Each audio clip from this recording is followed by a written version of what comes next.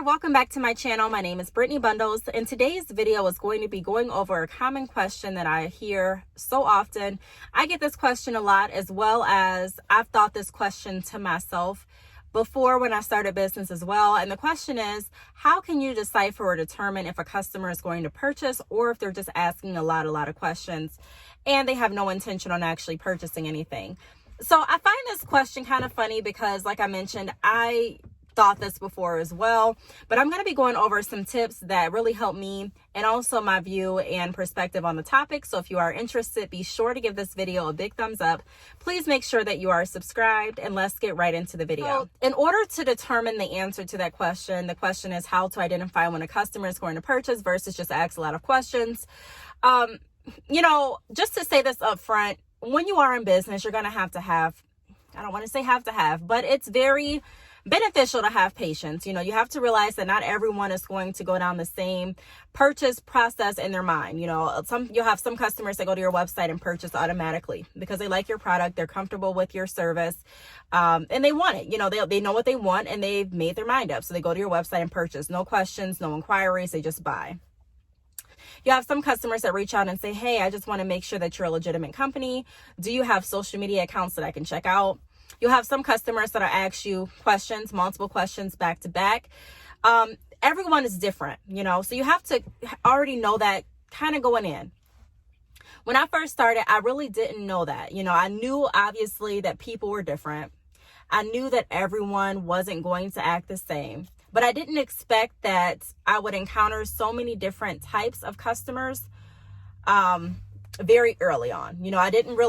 I just didn't think about it. My main focus was focused on the hair and, getting the followers and making the sale.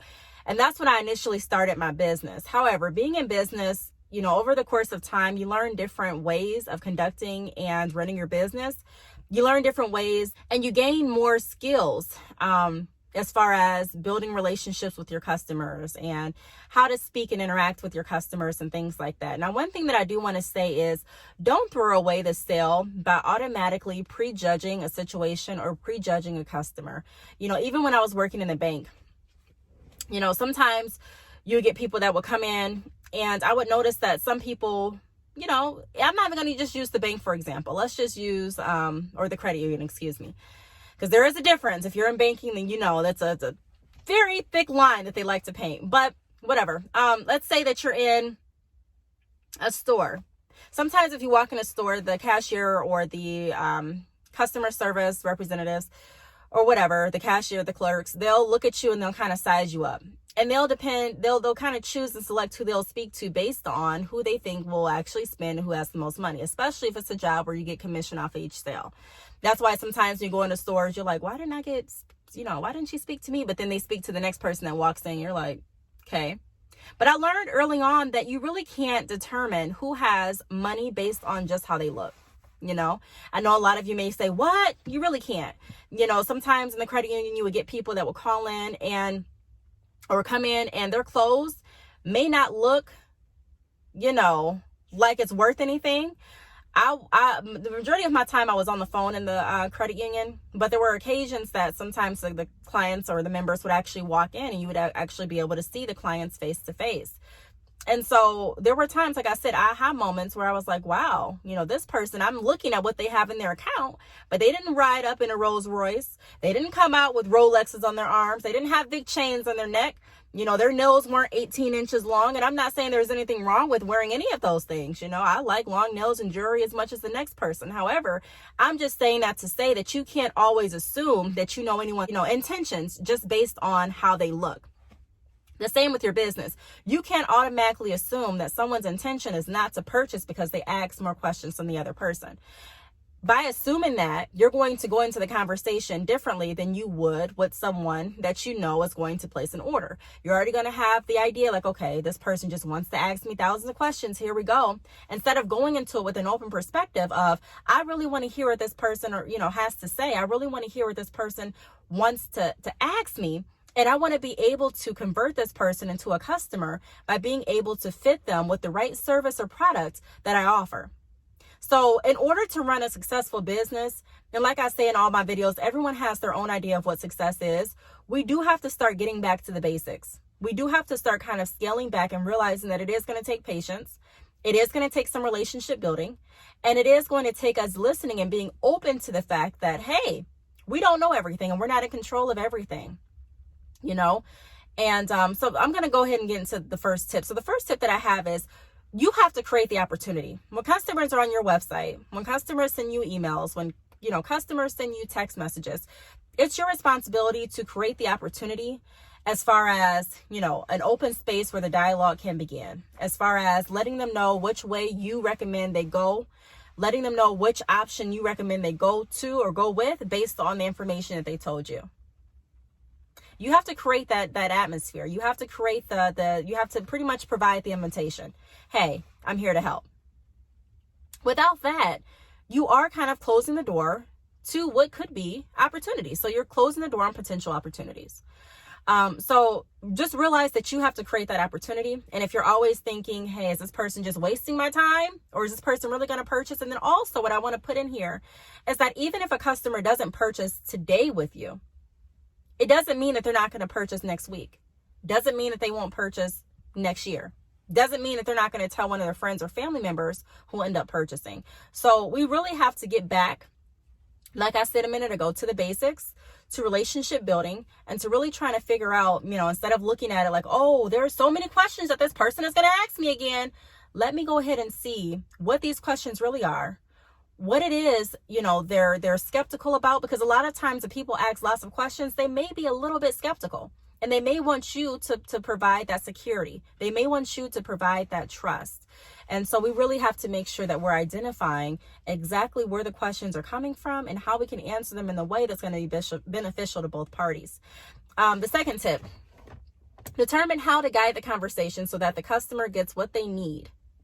So kind of like we've been talking about, you know, asking questions, creating dialogue, you know, creating an open opportunity and space where you and your customer can actually work. You know, so many times I'll speak with people and they're like, I don't understand why people don't want to buy from me. It's just because they don't support me. And I've made Melissa, if you've been following me for a while, you know, I get not having support. I get it. You know, I was never born with a silver spoon in my mouth. I don't have lots and lots of friends.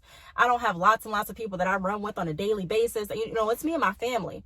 And I have a few friends, but for the most part, it's me and my family. So I get not having support. I get that. But at the same time, I also get that there's also other people that are willing to support. But we have to ask ourselves, are we shutting out the opportunities and support from others by not being patient? Are we closing doors to our own opportunities and our own success by not really listening to what our customers are asking? I mean, customers are also looking at you as far as, you know, how do I want to work with this business? So sometimes we can turn customers off from even wanting to purchase because of how we interact with them. A customer could have come to you with the intentions on purchasing after they asked, you know, questions. But based on how the conversation went when you answered the questions, based on your tone or based on how you responded back in email or based on your facial expressions, they may have said, you know what, I'm turned off. I don't want to work with this person anymore. So we have to be cautious of that. The third tip that I have is you can lose lots of sales by assuming your customers only want to ask questions and not buy. So we went over that in the beginning.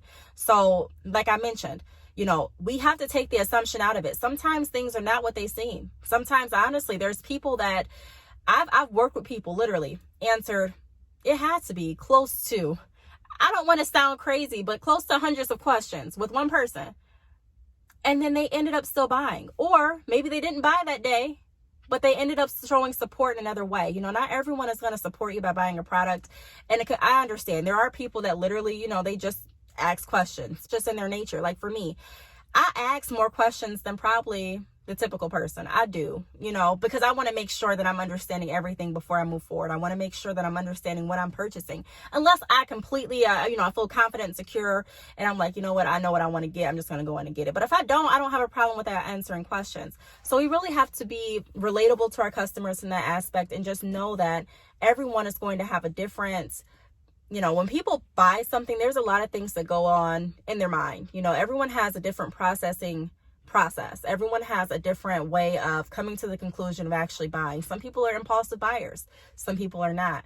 Some people, want to buy, but then they also want enough information to go back and tell their spouse before they make the purchase. So we just have to keep that in mind and not assume that we know what everyone's intention is based on just what they send us, based on what they ask, and even based on how they look. And then, the next tip that I want to go over is include a FAQ and lots of information on your website so that you can direct your customers and send them links. So what I decided to do, because I'm all about working more efficient, it's not about me rushing through the process, but it is about me trying to find different ways that's going to work best for my schedule and also accommodate my customers as well. What's going to help me and what's also going to help my customers. So that's the kind of mindset that we need to have. How can we make sure that we're working in a way that's going to be beneficial to all parties involved? And so if taking phone calls all through the day is not going to work for you, don't take phone calls all through the day. If answering emails and having a email response listed on your website of 24 hours, if that doesn't work for you, then don't say that works for you. Being in control of your business, more so than being fast and, just speedy, it's more so, in my opinion, valuable to be more efficient and to set the right expectation. So if I'm not going to be on the phone, I'll let you know. Email and text are my best method of communication. It's the best methods that you can contact me and get a fast response, from. But it can take up to 24 hours, depending on my schedule, depending on how many customers are before you, depending on, different factors. But that's the expectation. I created a frequently asked questions, or an FAQ, on my website because I wanted people to be able to go there and get a lot of their questions answered. Sometimes, when people are asking questions, it's because we don't have enough information on our website. We also have to look at ourselves when people or customers are coming to us with issues or questions, like, back-to-back questions. And we're like, oh my gosh, another question. We have to ask ourselves, well, Brittany, did you put that information on the website? Or Brittany, this is a good question. Where can they find this at? And if it's something that's not there, then I have to take the responsibility and say, okay, I didn't put that there. Let me go ahead and add this question to my FAQ list. Again, that's frequently asked questions. Or let me go ahead and put a more descriptive description under this product. That way, when they go there, they can see this information. And so you'll get people that still ask you questions even after you've done all that. But it works easier for you because what you can do is send links. Hey, great questions. All these questions are answered by going to this link. And not only are they getting their questions answered, but you're also generating more traffic to your website, which we've talked about in prior videos. Generating more traffic, bringing more people to your website. That's the first step in them processing. That's the first step in them purchasing, especially if you're selling products online. You want your customers to go to your website. So by creating links and having the information kind of already there, it's beneficial for both parties. Now, you don't have to flood your website with too much information to the point where it's like they're going to have to read a novel just to get one of their questions answered. However, you do want to take notes, even if they're mental notes, of the questions that you're commonly receiving, and then put that information on your website so that it's easily accessible. So I really hope this video helped. I just wanted to make this video to let you all know that I understand where you're at. I understand what you're going through. I think we've all had those days where we're like, okay, is she going to purchase, or am I going to get like 10 more questions back? However, you do know in business, you have to be patient. You do know in business that not everyone thinks like you. And then you have to put yourself in their shoes too. And I have to be, if I'm honest, Brittany, you just asked this lady at let me see what restaurant, at Starbucks, 10 questions about this coffee. Okay, you just did. So you have to realize that your customers are going to ask the same amount of questions, especially for the type of investment that they're making on hair extensions, or the type of investment that they're putting into your products. So at this point, I don't get frustrated. I don't get mad. It doesn't even faze me because I have the right expectation listed on my website, and I don't have to feel like I'm obligated to respond that second. I'm able to get home, give myself a chance to pull out the information and respond to everyone with patience and, with the information that they requested and with information that I think would help them in the future or, currently today. I don't feel like I have to hurry up and just do it. I don't feel like my time is being wasted because I've set aside different times for me to actually get back to my customers. We have to realize that our products are not going to just sell it themselves. A lot of times people say, well, this product just sell itself. Maybe. But the majority of the time, in my experience, I've realized that what can help your product sell is if you're actually selling the product and not relying on the product to sell itself. And if you're selling the product, then that means that you're going to have to do more work than just post pictures. You're going to have to do more work than just, hashtag your product and your company name. You're actually going to have to interact with customers. You're going to have to be someone that they can come to and communicate with. So everyone that's ever sent me a question, I appreciate it. Everyone that's ever reached out to me or my company, I appreciate it. If you have any questions, feel free to leave them down below. I do want to thank you all for watching. Please subscribe, and I will see you all in my next video. Bye.